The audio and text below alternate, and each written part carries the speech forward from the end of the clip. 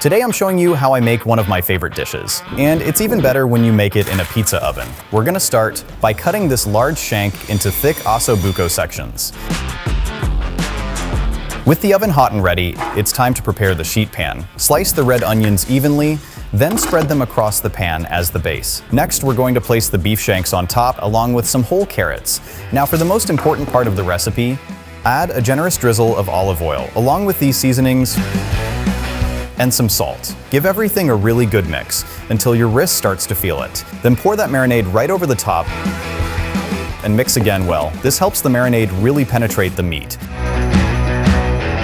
We'll cover the beef shanks with aluminum foil to help seal in all those juices. Now let's get the oven ready. I'm going to spread the coals to make space for the pan, then gently slide the sheet pan into the oven. And the temperature inside is now around 700 degrees Fahrenheit. Let it cook low and steady until you just can't wait. For me, that takes about 3.5 hours. As the beef shanks slow cook, I'll show you how to make these quick and easy mashed potatoes.